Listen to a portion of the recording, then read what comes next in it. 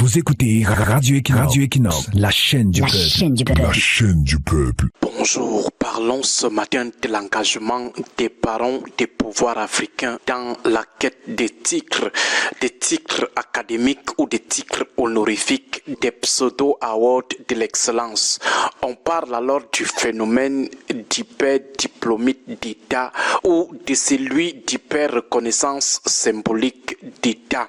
Voilà deux pathologies sociales dont souffrent des personnes cooptées dans les mangeoires africaines. Ce phénomène d'hyper-diplômite d'État se traduit par une quête effrénée et souvent opaque des titres académiques prestigieux, l'obtention rapide et parfois illégitime des doctorats honoris causa, voire des titres de professeur d'université. Cette course au laurier académique fréquemment entachée de soupçons d'achat, de plagiat ou de complaisance institutionnelle interroge la moralité publique et révèle une profonde pathologie sociale et politique en Afrique, le culte exacerbé du diplôme dans les sphères du pouvoir. Ce phénomène n'est pas une simple validation de compétences, mais une tentative d'accumulation symbolique de capital pour se donner de faux airs d'intellectuels ou pour duper les naïfs avec un français truffé de mots rares,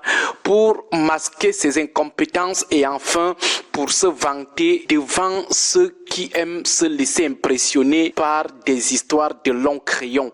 Les pontes des pouvoirs africains se pavanent parfois partout avec de gros titres académiques ou universitaires issus de l'achat des notes ou des diplômes, issus de la fraude notamment des mémoires et des thèses de doctorat rédigées par des docteurs ou professeurs faussaires lorsque ce ne sont pas tout simplement des mémoires ou des thèses de doctorat plagiées. Comment se fait-il qu'avant leur nomination, ces pontes ne parviennent jamais à obtenir un quelconque diplôme prestigieux, mais dès qu'on les nomme, ils deviennent du coup immédiatement docteurs ou professeurs. Leur part d'intelligence n'exploserait que lorsqu'ils sont déjà dans la mangeoire, lorsqu'ils sont déjà dans des positions d'acheter des diplômes ou d'entrer dans des connivences avec des dirigeants de certaines universités, y compris celles qui n'existent que sur les pages web. Ces pontes du pouvoir africain cherchent à se faire conférer une aura d'intellectualité, de rigueur scientifique et d'autorité morale qui dépasse largement leur poste dans le sérail. Ayant érigé le diplôme en puissant fétiche social, ils en font désormais un instrument de distinction sociale, un marqueur de prestige dans des sociétés où la réussite intellectuelle est hautement valorisée, instrument de légitimation du pouvoir dans la mesure où le titre académique ou universitaire confère une légitimité technocratique et intellectuelle. Pourtant, au fond, certains sont tout simplement nuls lorsqu'ils ne sont pas des immoraux sociaux. D'autres se lancent dans la course au diplôme pour tenter de sécuriser leurs avenirs si jamais on les éjecte de la mangeoire. Le diplôme pour eux, dans ce cas, est une porte de sortie professionnelle stable et une garantie de revenus futurs. Cette porte est celle d'enseignants dans une université. C'est la même chose avec l'hyper-reconnaissance symbolique d'État, la marchandisation des honneurs comme effet secondaire de la pathologie de la reconnaissance au sommet de l'État africain.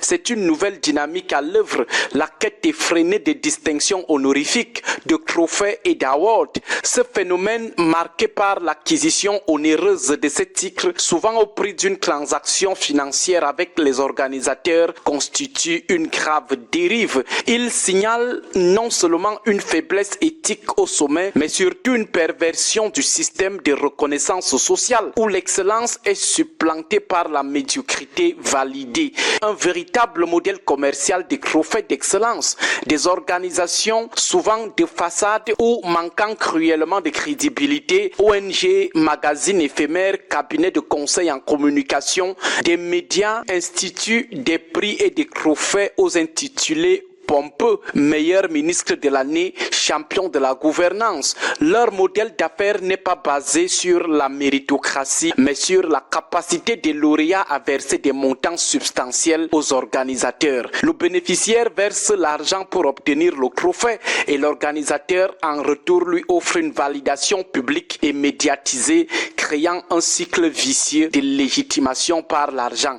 Cette accumulation non méritée vise non seulement à garnir le prestige personnel et la notoriété au sein du cercle élitaire, il s'agit également d'une arme dans la compétition inter-élite, la possession de trophées devenant ainsi un outil de positionnement au sein du gouvernement ou du parti au pouvoir.